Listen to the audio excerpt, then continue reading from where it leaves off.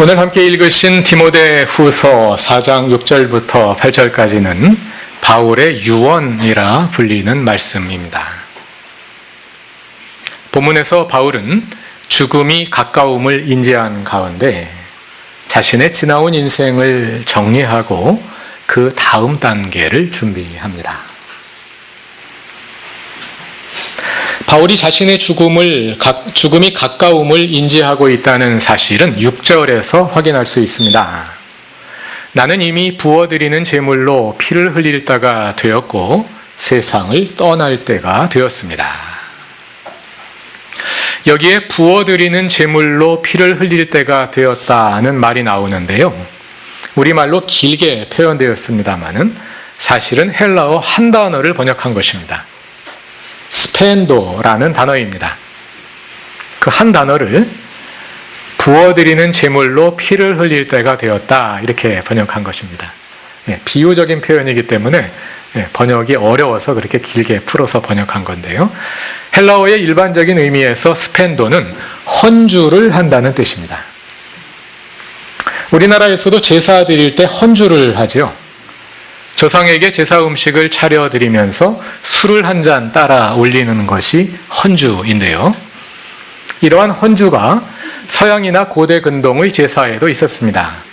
우리나라의 제사는 조상에게 드리는 것이고 그곳의 제사는 신에게 드리는 것이죠. 짐승을 잡아 신에게 제사를 드리면서 제물과 함께 신에게 술을 따라 올리는 것이 헌주입니다. 구약 성경에 나오는 유대교의 제사에도 헌주가 있었습니다. 우리말 성경은 그것을 가리켜 전제라 부릅니다. 개역 한글 성경에는 신약 두 곳에 관제라는 표현도 사용되었습니다만 개역 개정판에서 그 표현이 모두 전제로 통일되었습니다. 오늘 본문 디모데후서 4장에 사용된 헬라어 스펜도가 바로 이 전제를 가리키는데요.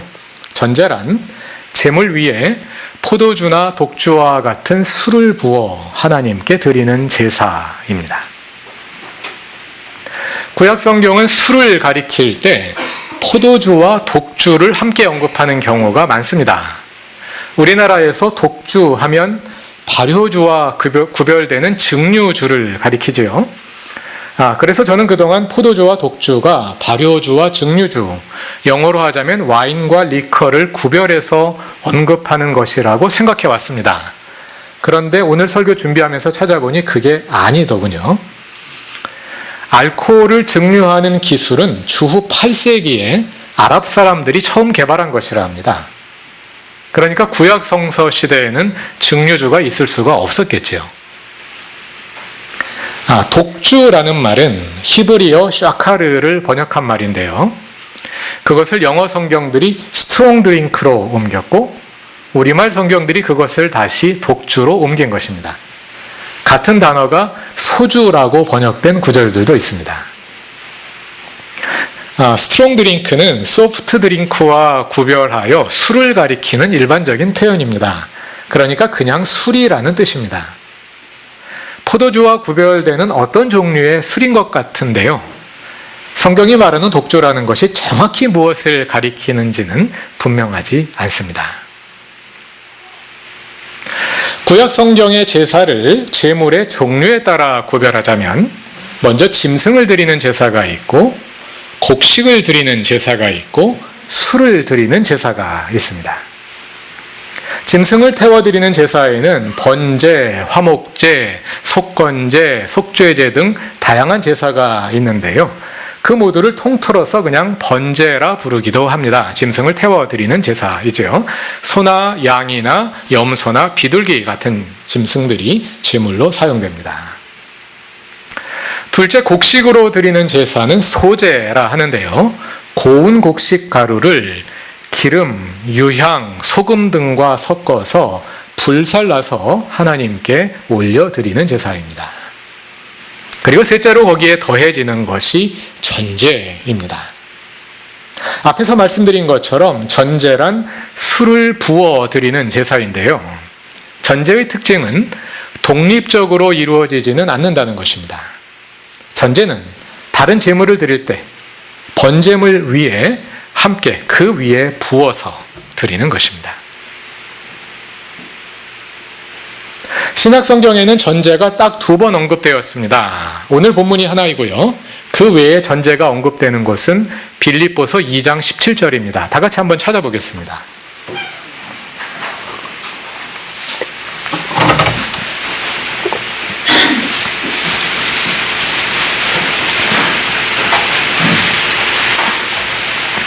빌립보서 2장 17절을 다 같이 읽어보겠습니다. 그리고 여러분의 믿음의 제사와 예배에 나의 피를 붓는 일이 있을지라도 나는 기뻐하고 여러분 모두와 함께 기뻐하겠습니다. 여기에서도 피를 붓다로 번역된 헬라어가 스펜도입니다. 신약성서 헬라어의 표준으로 사용되는 BDAG 사전에서 스펜도 항목을 찾아보면 바울이 희생제사로서 자신의 피를 흘린다는 뜻으로 이 단어를 비유적으로 사용한다 이렇게 설명되어 있습니다. 1차적인 의미는 헌주라는 의미이고요. 그렇게 비유적인 뜻으로 사용된다 이런 설명이 담겨 있습니다. 아마도 세번역은 그 설명을 따른 것 같습니다. 오늘 본문인 디모데후서 4장에서도 스펜도는 바울의 죽음을 가리키는 뜻으로 사용되었습니다. 술을 부어드리는 제사인 전제를 바울이 자신의 죽음을 비유하기 위해 사용했다면 아마도 피를 쏟는다는 뜻으로 그리했을 수 있겠지요. 그런데 바울은 그냥 죽는다고 하면 될 걸 왜 자신의 죽음을 희생제사에 비유하고 피를 붓는다는 선정적인 이미지를 사용한 걸까요? 다시 원점으로 돌아가 봅시다. 바울이 피를 흘린다는 말을 한 적은 없습니다. 바울은 직접 그런 표현을 하지는 않았고 단지 자신의 죽음을 전제로 비유한 것이죠. 그런데 그 비유를 이해할 때 해석자들이 그것을 피를 흘린다는 뜻으로 이해한 것뿐입니다. 바울이 그렇게 말한 건 아닙니다. 그럼 바울도 자신의 피를 흘린다는 뜻으로 전제의 비유를 사용한 걸까요? 그랬을 수도 있고 아닐 수도 있습니다. 그런데 더 중요한 것은 바울이 전제의 비유를 사용할 때 그 비유의 핵심은 피를 흘리는 데 있지 않다는 것입니다. 오늘 본문인 디모데후서 4장과 빌립보서 2장에서 비유의 초점은 피를 흘리는 행위가 아니라 다른 곳에 있습니다. 우리가 비유를 이해할 때는 비유의 포인트를 정확히 찾아내야 본문이 말하는 바를 정확히 이해할 수 있습니다. 빌립보서 2장 17절을 다시 보시죠. 빌립보서 2장 17절에서 바울은 빌립보 교회 성도들의 믿음의 제사와 예배에 자신을 전제로 드린다고 말합니다. 여기에서 믿음의 제사와 예배라는 말은 로마서 12장 1절을 떠오르게 하지요. 여러분의 몸을 하나님이 기뻐하실 거룩한 산 제물로 드리십시오 하는 그 말씀 말입니다. 또 로마서 15장 16절에서 바울은 이방인을 전도하는 것을 가리켜서 이방인을 제물로 드린다고 말합니다. 이 본문들에서 제물로 드린다는 말이 육체의 죽음을 가리키는 것은 아니죠. 이방인을 제물로 드린다, 이방인을 죽인다는 뜻은 아니죠. 성도들의 믿음의 제사와 예배란 곧 성도들이 삶으로 드리는 예배를 가리키는 비유입니다. 빌립보서 2장 17절에서 바울은 그 성도의 예배와 제사 위에 자신이 전제로 부어진다고 말합니다. 여기에서 성도들이 드리는 예배는 짐승을 불살라 드리는 번제에 비유되었고 바울의 예배는 술을 부어드리는 전제에 비유된 것입니다. 그래서 소나 양을 잡아드리는 번제물 위에 포도주나 독주를 부어 제사를 완성하는 것처럼 바울이 성도들의 제물 위에 자신을 전제로 부어 제사를 완성한다는 뜻입니다. 다시 말해서 바울이 자신을 전제로 드린다는 비유의 포인트는 피를 흘리는 데 있지 않고 제사를 완성하는 데 있다는 것이죠. 오늘의 본문에서도 전제의 비유는 그런 뜻으로 사용된 것이라 생각합니다. 오늘의 본문 디모데후서 4장 6절을 다 같이 읽어보겠습니다. 디모데후서 4장 6절입니다. 나는 이미 부어드리는 제물로 피를 흘릴 때가 되었고 세상을 떠날 때가 되었습니다. 헬라어 원문은 아까 말씀드린 그 스펜도 동사의 현재 수동태 진행형이 사용되었습니다. 직역하면 다음과 같습니다. 나는 이미 전제로 부어지고 있습니다. 그리고 떠날 때가 되었습니다. 나는 이미 전제로 부어지고 있습니다. 무슨 뜻일까요? 바울의 평생의 삶의 제사가 완성되고 있다는 뜻이 아닐까요? 빌립보서에서는 성도들의 번제에 바울 자신의 전제를 더하여 제사를 완성한다는 뜻으로 이 비유를 사용했다면 오늘의 본문 디모데후서 4장에서는 바울이 그동안 자신이 평생의 삶으로 드려온 그 번제에 마지막으로 전제를 더하여 삶의 제사를 완성한다는 뜻으로 이 비유를 사용하고 있다고 생각됩니다. 계속해서 7절을 읽어보면 그러한 의미가 더 분명해지는 것을 볼 수 있습니다. 다 같이 7절을 읽어보겠습니다. 나는 선한 싸움을 다 싸우고 달려갈 길을 마치고 믿음을 지켰습니다.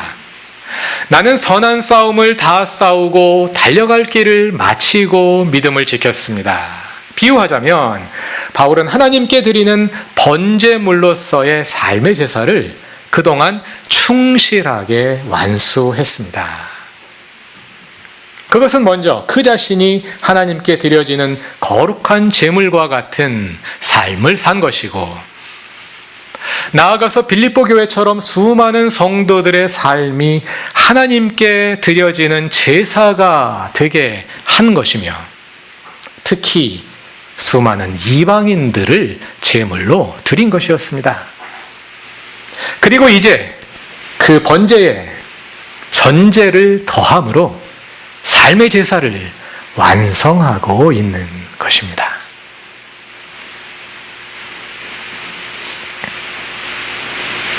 오늘 본문에 담긴 바울의 유언을 읽으며 바울의 마지막 모습을 떠올려 봅니다.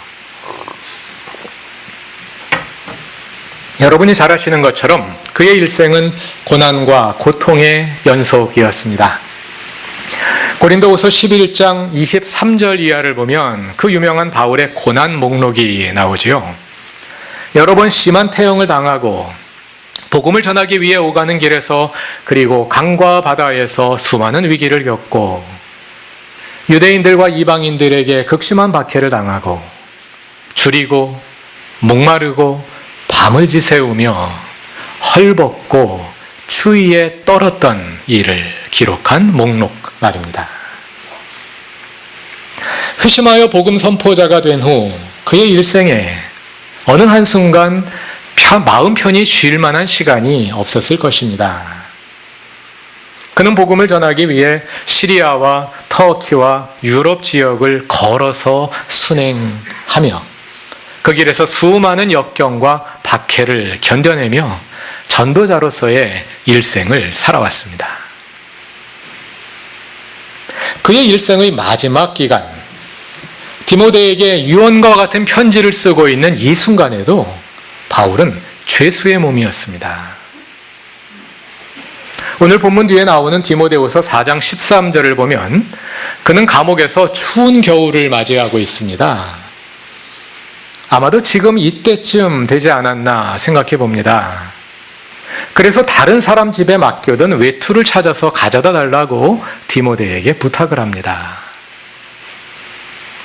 그 추운 감옥에서 인간 대접을 받지 못하는 죄수의 몸으로 쓸쓸하고 외로이 인생의 마지막을 맞이하는 바울의 뇌리에 여러 가지 일들이 떠올랐을 것입니다. 그런데 힘들고 처량한 처지에 있다 보면 절망감이 엄습하며 자꾸 안 좋은 일들이 떠오르곤 하지요. 바울도 인간인지라 우리와 비슷했던 것 같습니다.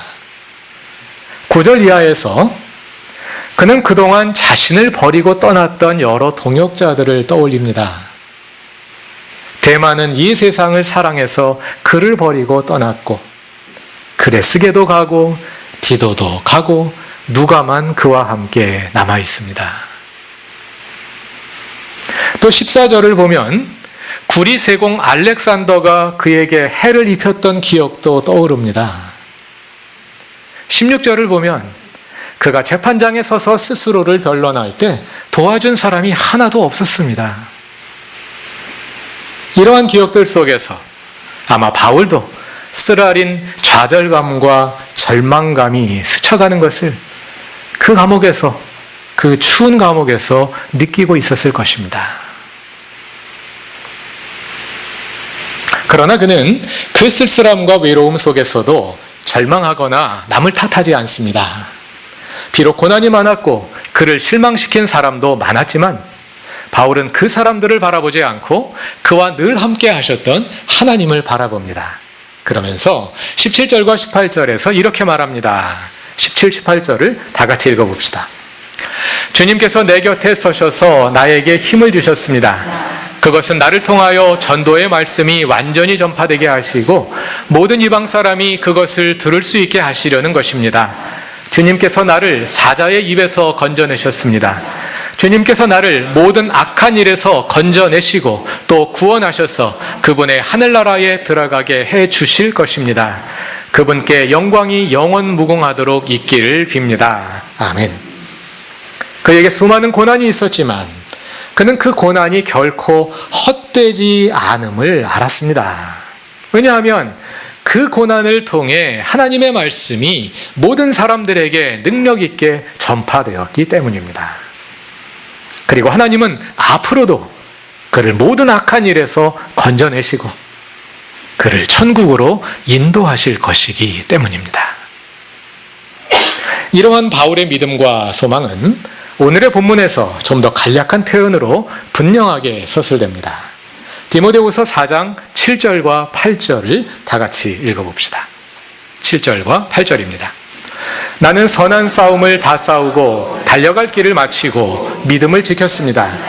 이제는 나를 위하여 의의 면류관이 마련되어 있으므로 의로운 재판장이신 주님께서 그날에 그것을 나에게 주실 것이며 나에게만이 아니라 주님께서 나타나시기를 사모하는 모든 사람에게도 주실 것입니다.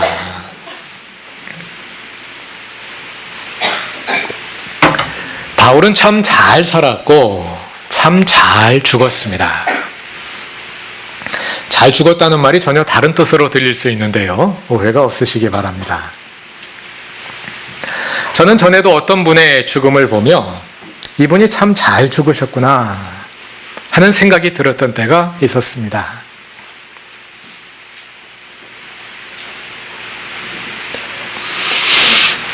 바로 우리 교회의 창립 목회자이신 이계순 목사님의 장례되었습니다. 그동안 수많은 입관 예식을 참관하며 돌아가신 분들의 시신을 많이 보았습니다. 그러나 이 목사님의 시신을 볼 때의 느낌은 달랐습니다. 그분은 하나님께서 그분에게 주신 생명을 하나도 남김없이 다 불태우고 완전히 소진하여 이 땅에는 아무것도 남기지 않은 그야말로 진짜 죽은 사람의 모습이었습니다.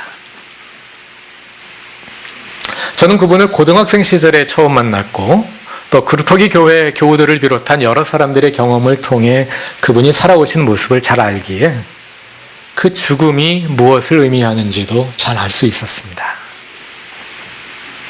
이 목사님의 임종 예배에서 오늘의 본문인 디모데후서 4장 7절을 함께 읽었습니다. 그리고 발인 예배 설교에서 저는 다음과 같이 말씀드렸습니다.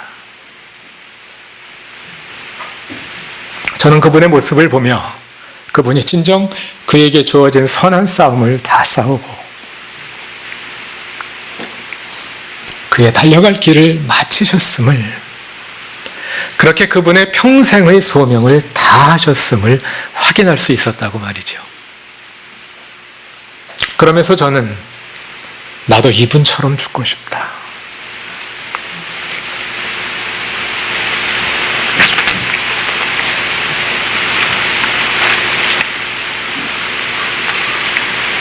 나도 이분처럼 죽고 싶다 하는 소망이 가슴에 밀려오는 것을 느낄 수 있었다고 말이죠. 우리는 어떻게 하면 잘 죽을 수 있을까요? 잘 사는 것이 잘 죽는 비결입니다. 살아있을 때 우리에게 주어진 사명을 다하고 죽을 때 세상에 대한 아쉬움 없이 그 죽음을 맞이하는 것입니다. 그리할 때 죽음은 삶의 완성이 됩니다. 디모데후서 4장에서 바울이 자신이 이미 전제로 부어지고 있다고 말할 때 그는 그렇게 삶을 완성하는 죽음에 대해서 말하고 있습니다. 그의 삶 전체가 하나님께 드리는 거룩한 산 제사였고 그의 죽음은 그 삶의 제사를 완성하는 전제였던 것입니다. 우리는 전제와 같은 아름다운 죽음을 맞이하기 위해서 먼저 하나님께 드리는 거룩한 산제물이 되는 삶을 살아야 합니다. 산제물, 살아있는 제물, 이 말은 형용모순입니다. 왜냐하면 제물은 죽은 짐승을 가리키는데 거기에 살아있다는 형용사를 붙였기 때문입니다. 그러나 이 모순 형용 속에 진정한 삶과 죽음의 의미가 담겨 있습니다. 죽음이 삶의 내용이 되고 삶이 죽음으로 완성되는 것, 그것이 그리스도인의 삶이기 때문입니다. 산제물로 사는 것은 죽음을 생각하며 살고 죽음을 경험하며 사는 것입니다. 그리고 육체의 죽음을 맞이할 때 그것이 삶의 제사를 완성하는 전제가 되게 하는 것입니다. 우리가 전제로 부어짐은 인생 마지막 단계의 육체의 죽음에 직면해서야 비로소 일어나는 일은 아닙니다. 우리가 죽음을 가까이 하며 살 때 우리의 전제로 부어짐은 이미 시작됩니다. 바쁜 삶의 호흡을 잠시 가다듬고 죽음을 생각하는 여유를 가지시기 바랍니다. 죽음이 갑자기 내 앞에 다가오게 하지 마시기 바랍니다. 죽음이 언제 찾아오든 오래 기다려온 친구를 맞이하듯 담담하게 죽음을 반겨 맞이할 수 있도록 준비된 삶을 사시기 바랍니다. 올 때는 순서대로 오지만 갈 때는 순서가 없다고 하지요. 우리 가운데 누가 먼저 하나님 품으로 갈지는 아무도 모릅니다.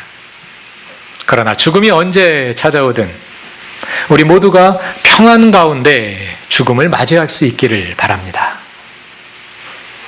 그렇게 전제로 부어지는 삶을 살기를 바랍니다. 그러나 전제로 부어진다는 것은 삶을 포기함을 뜻하지 않습니다. 전제는 독립적으로 드려질 수 없기 때문입니다. 번제가 있어야 비로소 전제가 부어질 수 있습니다. 우리가 우리의 삶에 최선을 다할 때 비로소 그 위에 전제가 부어질 수 있습니다. 잘 살아야 잘 죽을 수 있습니다. 그리고 일상의 삶 속에서 잘 죽어야 잘 살 수 있습니다.